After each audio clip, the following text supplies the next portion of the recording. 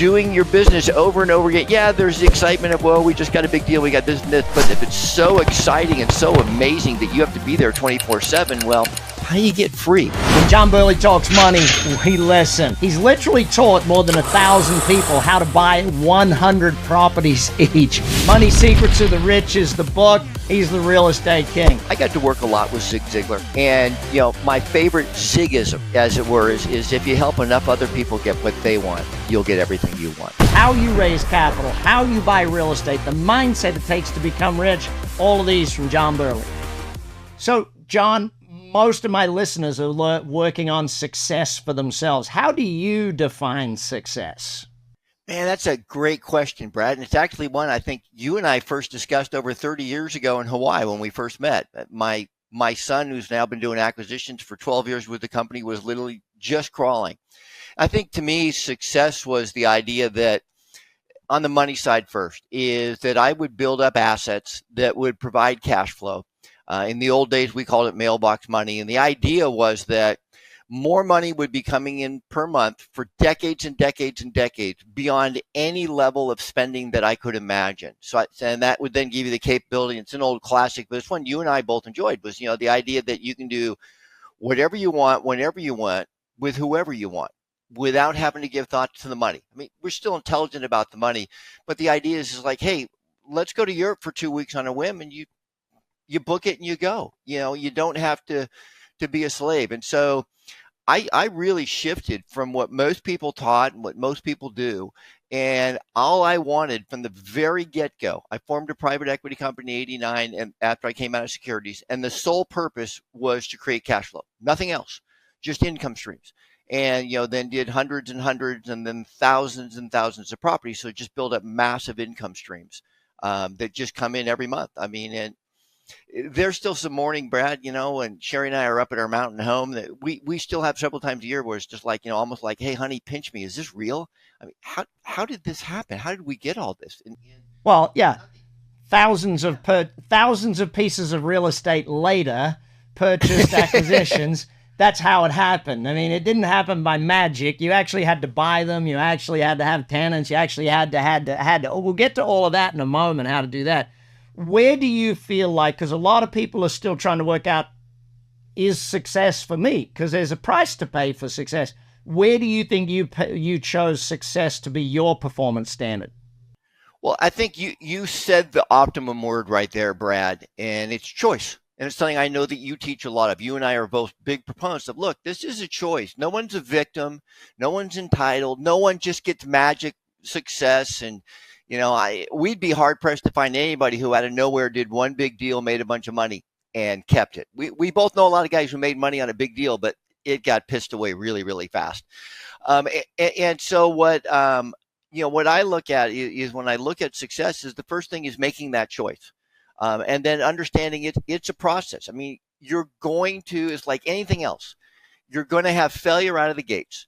And that's how you learn, and that's how you get better. It's how you get stronger. I don't know what happens to us after we become toddlers. Cause we didn't fall down a couple times trying to walk and say, that's it, I quit, I can't walk. We just kept going. If it was 50,000 times we fell down, we did it. If it was 5, we did it. And then somehow we get older, we let our wiring get crossed and we just give in to failure. So I think, embracing it. And then I kind of looked at it as like, look, about 2% of the population in any given craft, and I came from a sales background. So 2% were extraordinary, exceptional. I mean, everybody's envious and jealous of number one, but the lady's been on the top of the board for 20 straight years. At some point, we need to acknowledge she didn't get lucky. So 2% are extraordinary, exceptional at what they do. 18% are good to great. And then the other 80%, you kind of go from okay, mediocre down to suck. I always just kind of from sales, just lumped them all into they suck at what they chose to do. So I think, making that choice, and I did it consciously on several areas of my life, not too many, but several, that I wanted to be in the top 2%. So, the first one was selling. I want to be in the top 2%. And, this is the bar. These are the numbers. And then, going and seeking out people like yourself, great wisdom, great mentors. What do they do different? The first thing obviously is they'd all taken the company presentation and put it in the garbage can, because the company presentations are designed for mediocre people to get mediocre results. And that's not what I was looking for. They all have what I call talking points. They had a conversation that meet the not just the conscious needs, which is normal selling, but the subconscious needs. And the larger the numbers, the bigger decisions, and we do big numbers, the subconscious is far more important. And so really talking to their subconscious side of their brain and really being aware of what the known or unknown key needs are of a human being in regards to what we do. And so just, learning how to do that and going through the process, and like you, I didn't get to take my course when I started. I had to screw it up a lot, which is one of the reasons we're both so, you're so great at what you do is you figured out everything to do wrong. And so students today, they just get hey, I'm still figuring out how to do things wrong. Don't worry about that. Yeah, we break new things, and that's what God invented golf for. I can come up with new things to go wrong every day in golf. And golf was the 2%. I looked at the great players and what they did differently than everybody else. It's like, so they didn't just beat drivers all day long. They worked much, much harder on 25 to 40 yards and putting than they did on the other stuff.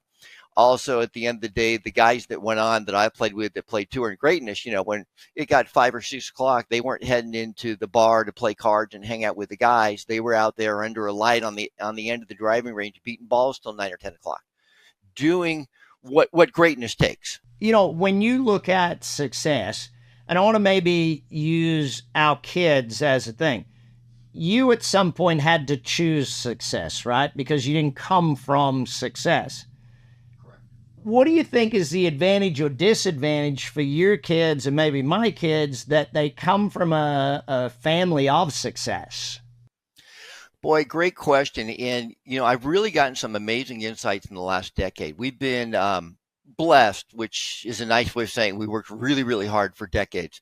And I work with some very, very large family offices where they put up all the capital, I do all the work. We split all profits and losses 50-50, and I formed the company in 89. We haven't generated losses yet. And, so some of them are third and fourth generation money, and not the famous internet money, real money, real money. And, with, 500 million to 2 billion excess capital to deploy on top of everything else with 12% reserves, all normal operation stuff. Cause life is not Instagram. It's one thing I love. You always teach real world business skills is, just talking to them. And I think, some of the things is like, with the kids, passing on to the kids, it's like, look, you don't have to go in dad's business. You don't even have to be a big entrepreneur. You do need to add value to the world and your community. So it's like this one family office. It's actually the grandfather, the founder, fourth generation, just passed away a year ago. But I remember when I was meeting with them when we were doing the first placement, the granddaughter, literally she was the chosen one that was going to take over all the money side. And so I'm having conversations with her about how she's going to be working with my son. And I'm talking to him, and there was like 5 grandkids, all of them accomplished. One just a doctor in Africa working for free. The other one is very, very philanthropic and in the arts, not a big selling artist herself, but doing huge things in their community for the arts. The other one is in the family business. The other one is doing the investment side of the business. The other one actually is a college professor. But the idea was it wasn't for their family. It's like, this isn't just about money. You're not going to be trust fund kids, but you're going to have a good lifestyle. And like your kids, even if they're on their own, they still get to come home to your house like mine. And then they still get to go on the 4 to 6 minimum great family vacations, regardless of whether they're doing that. That's just kind of given. When we go to the Caribbean, daddy pays for it. And so just teaching them. And then I think the biggest lesson is teaching them the values and the morals, teaching them not to be a trust fund baby, because you and I both know some, and their lives didn't work out well. Teaching them that, they're responsible and accountable. And I remember when little Danny was maybe 7 or 8, she's like, wow, daddy, we're so rich. It's like, well, actually, no, mom and dad are so rich. Yeah. There's a difference, honey. And John's worked for 12 years in the company. He has, he's built up an equity position. We actually, this year, we did the docs on a continuation. Sharon and I have agreed that, if I was to pass away in the near future early, that John would actually take the reins and John would be in charge of the decisions, not mom, because you can't have 2 chiefs. You you need one person at the top making those big decisions. And so I think it's just, and I know you and I've had these conversations, maybe you've done as well, is really teaching them that, you need to be responsible. You need to go make your own screw ups. You need to go have your own wins. And look, life is hard, man. You're going to get knocked down way more than you're going to get knocked up. Now, the nice thing is you got a family that loves you and supports you and is going to help you. And part of that is we need to let you go out and make your own mistakes. So what is the John Burley formula for success then? How does success happen? First thing is choosing to be successful in a subject, and, on this podcast, in business is choosing. So it's like, what do I want? I was never a shiny object guy. I think it was from golf, because a lot of my friends played tennis, when I was like 12 or 13, but it's like, wow, every time I was playing tennis for 2 hours, all I was thinking in the back of my mind, that's 150 balls I didn't hit. I mean, that could be the difference, in a tournament. So, it is a focused direction. It is the choice. And then just going, okay, so to get to where I want, what do I need? I looked at it most, in our primary asset we invest in is real estate. And most guys, they just teach quick cash and flipping and wholesaling and all this stuff. And it's like, oh, we'll get to that in a minute. We'll get to that stuff. Yeah, none of it gets you rich. And so it's like, so I wanted cash flow. How do I create cash flow? What's the asset that in the safest, most secure way for decades and decades and decades could create me cash flow? Because, I come out of Wall Street, the world of Wall Street. So it's like, I had learned the other asset class successfully, but I just like the idea of, and everybody calls it passive. It's not passive. It's residual. We have to manage the assets. We have to manage them very, very well with very strict systems.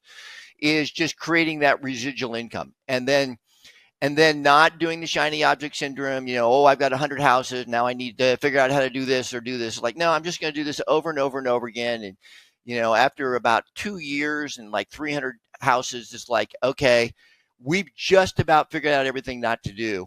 And then, yeah. And although we still have new stuff come up, although we always just say welcome to Tuesday morning because that's what it feels like to us. And the reason Tuesday, not Monday, is because Monday is make it rain day. Monday is not put out fire day like everybody else in the world does. And then just, building it up. And then what do I need to do to get better? What do I need to refine? What are we continually looking at? What could be better? What could be better? What could be better? How do I systematize it? From my financial days, several of my clients were huge, massive McDonald's owners and operators.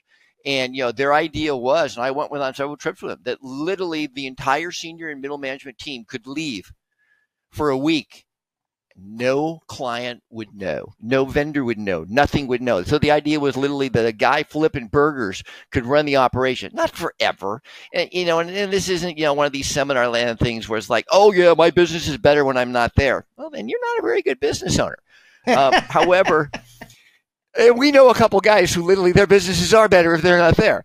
However, the idea is getting it to where you then have that choice. I don't need to be in here 80, 100 hours a week.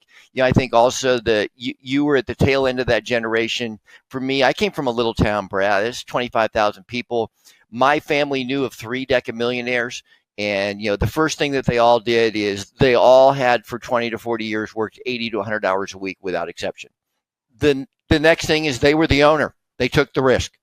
But it was less risk than most employees because they were smart about risk. None of them went bankrupt. I know there's guys that are like, well, going bankrupt is the best thing that happened to you. I don't think so. They had learned their lessons and did their corrections without massive sabotage. And then what they did is, saying we were just talking about at my last event, greatness is boring. Greatness is boring. You have those moments, but the day, whether you're Michael Jordan practicing harder than anybody else in the game, greatness is boring. Doing your business over and over again. Yeah, there's the excitement of, well, we just got a big deal. We got this and this, but the day-to-day, week-to-week, month-to-month operations, well, they have to be boring for it to be sustainable and for you to be able to have people do it and run it. If it's so exciting and so amazing that you have to be there 24/7, well, how do you get free? And I think the big thing too for me, the success is choosing what is your end game, what is your freedom game, and what does that look like? You're on Big Success. We are going to be back in a moment with John Burley. We're going to get into real estate. He's the author, Money Secrets of the Rich. Read it and make sure you're subscribed. Without the proper methodologies and strategies, building a wealthy life can be difficult. If you're struggling with building wealth yourself, this is the time to join Brad Sugar's 30X Wealth Program. The 30 videos in this program will help you learn how to make your money work for you rather than you working for it. Create the life of your dreams. John Burley, thousands of pieces of real estate you've transacted over the years, hundreds and hundreds and hundreds of millions of dollars, taught literally hundreds of people to be in the century game, like owning hundreds of properties themselves. Yeah, actually over 1,000 of those now. 1,000 century makers. Yeah, and that would be 70,000 to 140,000 plus per month net after expenses income for decades. It's unbelievable, Brad. Well, it's got to be believable if there's 1,000 of them out there. Let's dive into this. First of all, I think flipping houses is dumb. What do you think? Oh, I think it's idiotic, man. Flipping houses is essentially all you did is you traded your old job for a new job, and there's so much risk you're not even aware of it. And I don't mean risk in the silly, foolish way. It's like I literally went to William Nickerson, who is the grandfather of real estate trainings, in 1978. I was a 17-year-old kid. And it was all about no money down and, creative financing. It was basically all the ways you could do investments without money. And then when I talked to people who were wealthy, especially when I was, had my brokerage, they're like, well, yeah, sure, John, you could do that. But kid, why would you be so stupid?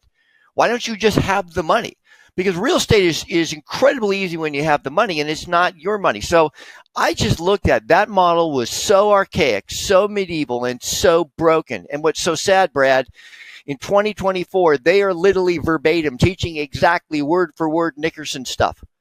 And it doesn't even apply anymore, because the reason that it worked, the wholesaling and the flipping stuff worked so good back then, there were no freaking computers. There was no computerized things. There was no valuations, nothing. So there was just these holes out there. They were a lot of work. I mean, you literally would go down to the sheriff's office and you would literally write down on a notepad the name and the address of the people. And there was no skip tracing. Sometimes you had to hire a private detective. There was no valuation. So there was just the lack of information opened up holes that no longer exist and haven't existed in 20 years. But they're still teaching it like it does. Well, hang on. You went to wholesaling there. That's another bugbear of mine. Why are people still thinking, well, what I'm going to do is I'm going to find a great deal and then I'm going to find an investor and flip the deal to them? Why are people still teaching this? Because it's sexy. It's get rich quick. It's easy. It's get rich in your underwear, sitting at your kitchen table doing nothing. And it's not how work does. And then the whole get rich thing is like on the flipping. It's like, okay, they just discount risks that have to be accounted for in a business. Because as you know, as a business owner, knowing risk is in many times more important than understanding opportunities. So the first one is market risk. The real estate market could go down 10 to 20% on any major event instantly. I mean, it's a couple weeks. And they pretend that's not there. But if you're flipping wholesaling, it goes down 10, 20%, you're done. Every deal you got's over. The next thing is they act like economic risk doesn't exist. When the economy goes down or slows down, it has an impact on every asset class, especially real estate. They then act like interest rate risk doesn't matter. And they're all teaching you to do hard money loans, which basically, folks, let's go into a pawn shop. I mean, it's not what you do. I mean, what we did is the models were so archaic and so broken. And for you guys listening right now, look, if you're trying to do real estate. Just as an aside, there are people who've made money flipping and there are people who've made money wholesaling. I don't discount that. But there's people who make money running pawn shops and there's people who make money running cleaning companies. There's many ways to make money. Just some are a little safer, more simple and easier than others. Yeah, the difference with a cleaning shop or a pawn shop, you actually have a business that provides income streams that on go. With a flipping type model, you're only as good as your last deal. And the thing is, for me, I knew the end game was to be financially free. I do about a half dozen speeches a year to real estate groups around the country. And it's like when I look out there, it's like my brothers and sisters, they lost track of what they got into. They did not become real estate investors to get a new freaking job. They became real estate investors to become free. And then they just get sucked into the vortex of magic wand flipping, which there is no magic wand, of the get rich quick flipping. Quite frankly, flipping is the riskiest transaction there is. And that's the one they teach you first. And literally, this should be like, and later when you're very, very wealthy, you might want to do this with some of your assets. Not do this with no money and with other people's money. And then I always tell people, for God's sake, if you're asking for money, come up with a term better than flipping, because most people are afraid to flip an egg because it'll break, and you want them to flip their life savings. And so to me, it was like, it's just way too much work for way too little money. And I don't want, so for us, over a decade, a $400,000 house, like clockwork, as the prices have changed, but like clockwork for 35 years now, I make about 120% of what I paid for the house over the next decade walk net. So if I buy a $400,000 house and cash flow it for the long term, it's got to be the right house in the right area, marketed right. There's a lot of pieces to it. I make $500,000 over the next decade. Well, if I can make $500,000 in the next decade by doing a transaction once, why would I flip anything? It's like I understand why people flip. I get it. But for me, it's like, why would I flip for $20 or $30 or $50,000 on a deal when that deal is going to make me $500,000 lock and load for the next decade? And I don't need money today anymore. And I work a lot with the capital investors, and they pay a placement fee of $10K per door. So it's like, if you need the short-term cash, we have that in the model. Flipping is just, it's a broken get-rich-quick dream. Let's get into fundamentals then. Top 3 fundamentals for long-term real estate wealth. You need capital, period. We put the pink elephant on it. Raise it, and that's the distinction I think a lot of people don't get. They don't get that you can raise capital. There are a lot of people out there with capital that don't want to do the work.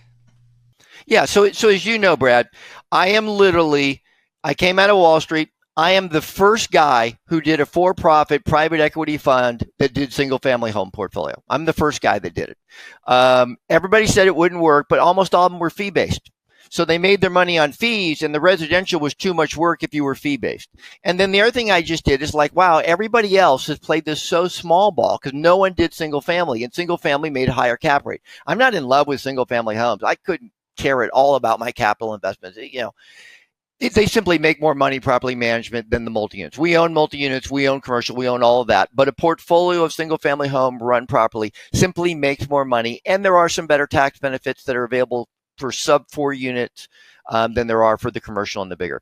So the first thing is like, look, the number one thing you need is money. So stop screwing around with real estate. I tell people all the time, like, look, if you don't have any money, stop spending any time looking at real estate, studying research, because real estate's a joke.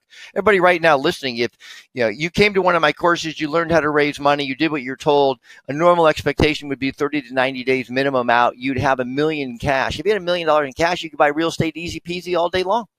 The $1 million just is not your million. And so we went out and raised hundreds of millions of dollars in the early years, way over $500 million now.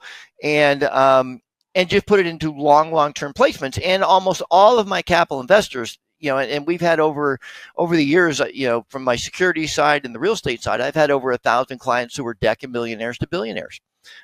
Boy, talk about success leaving clues. They did nothing that's on Instagram. I mean, and they, they understood the capital. And they had the capital. So it's like, I had so many guys that owned McDonald's. McDonald's on purpose wouldn't let you no money down, leverage in, because they knew it doesn't work long term. There's too much risk. And so, so a lot of our real estate was bought with a capital investor with a down payment and, signed for a loan. A lot of them, we've just bought cash. A lot of capital investors, the wealthier ones, are like, yeah, we understand leverage. We know it works, Johnny, et cetera, et cetera. And I just like to have 50 houses with my buddy John. So let me just drop a check here for $10 million and let's go. Let's just put together a portfolio, a small portfolio, and let's just do that. And they're both good answers depending where you're at. And I do see it very, very common as people get older and they're successful, they deleverage. It's not Instagram, man. They ain't re-leveraging their assets every 5 minutes. And you and I know, we both know lots and lots of people. they did good stuff, but then for 10, 20, 30 years, all they did was continue to build and grow their building while, their business, while paying off the assets within the business and paying off the rest. So suddenly it's like, yeah, end game, I'm mostly free and clear.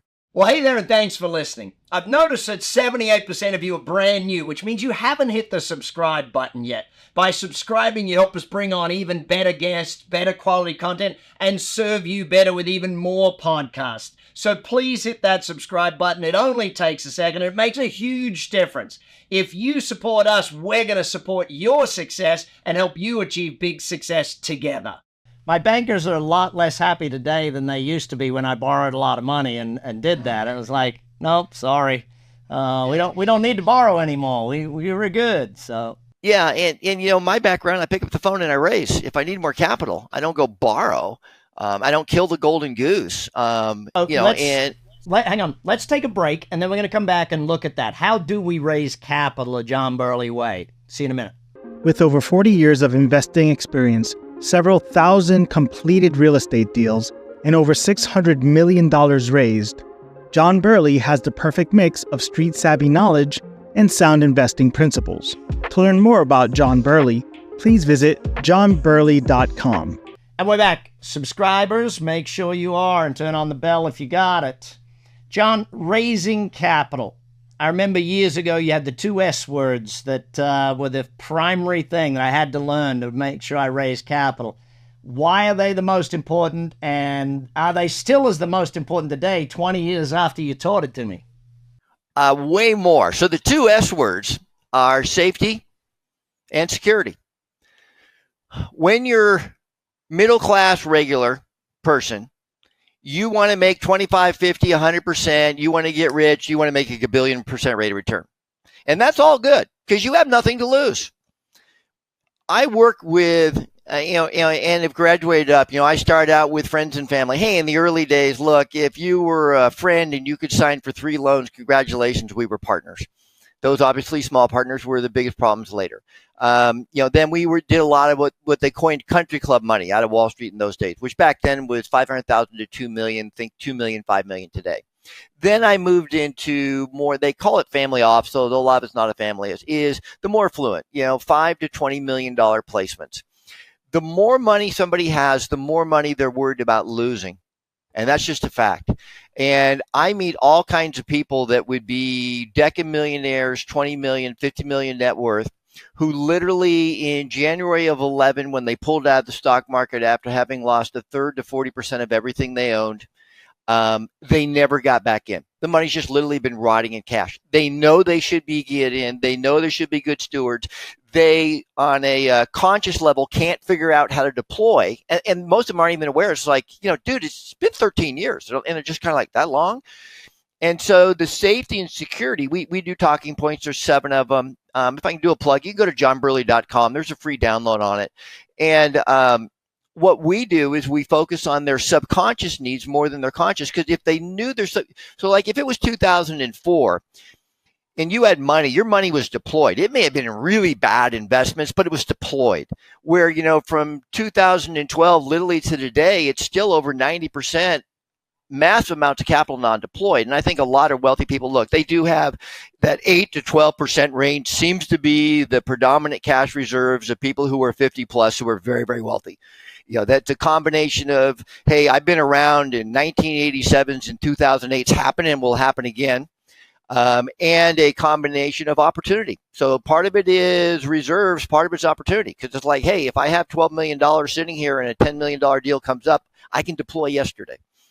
And so when I see that the money's not deployed, I know like 90% of the time it's either safety or security. I need to meet that subconscious emotional need. About 75% of them, it's safety, about 25% security.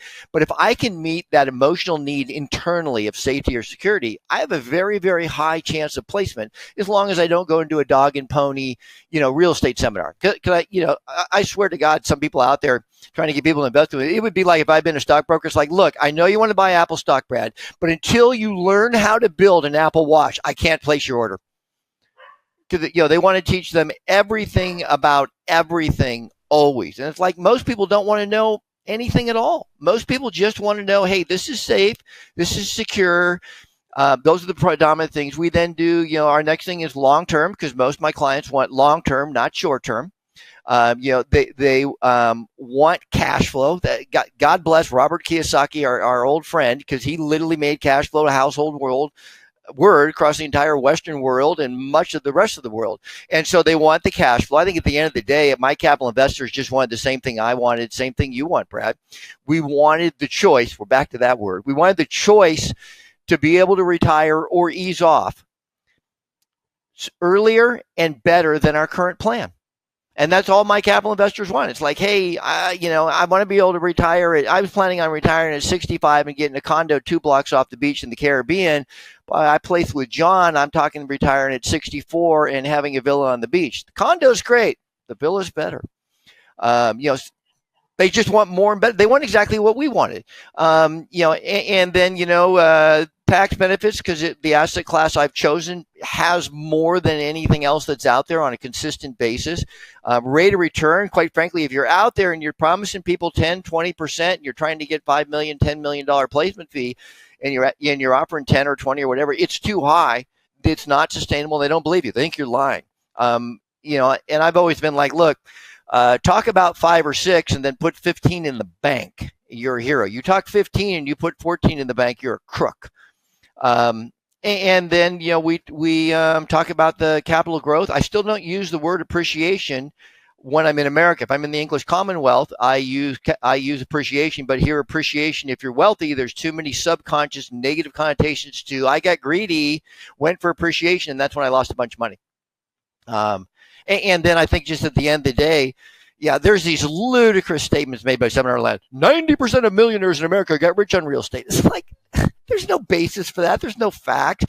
Now, do most wealthy people hold real estate? Yeah. Is that how they got rich? No. You and I know most of the population doesn't own their business. They got rich working at a high-end, high-paying job or being a doctor or something like that and making a bunch of money and putting it away into mediocre investments, and then eventually meeting people like you and I or our students who placed it into far better assets and far better or stuff. In their 40s and 50s, they went into business for themselves. They started out learning somewhere and then built it. Yep. John, two last areas I want to focus in on. Number one, what's the psychology of investing versus the psychology of making?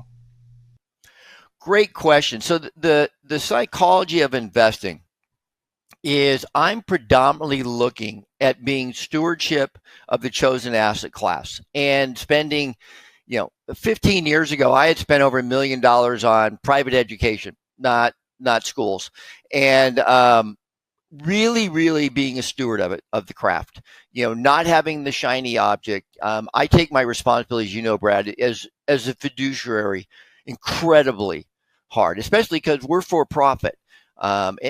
And let me be clear, 98% of the people who do investments are fee-based, meaning they make almost all of their income off of those little innocent 220/80 fees, which are literally 50, 60% plus of the profits. They make their money on fees. I only make money on profits. So if I have a property that doesn't generate profits, I work for free. My entire team shows up and I'm locked in perpetuity on the property. So we don't buy houses and we don't buy other real estate that doesn't make money from the day we buy it. So it's got, really strict rules. But I think the big thing was going to that shift of stewardship, and that this is much more than me. This isn't just about getting me and my family taken care of. This is me and my family. Thousands of people own a home because of me personally.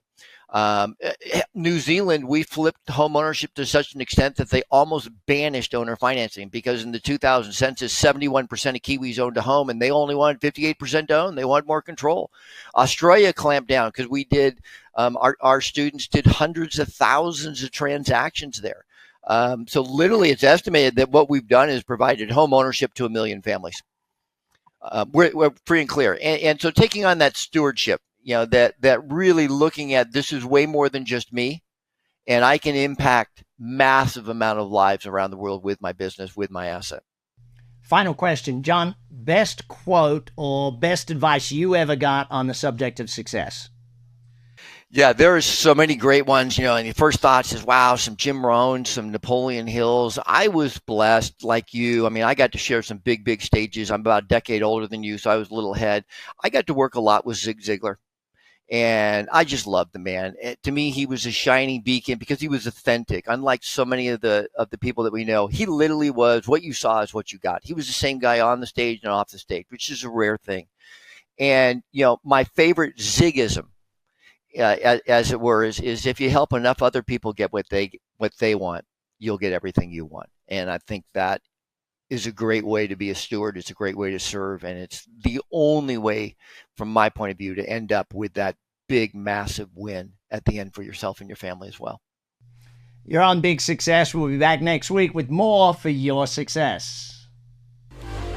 You've been listening to the Big Success Podcast with the #1 business coach in the world, Brad Sugars.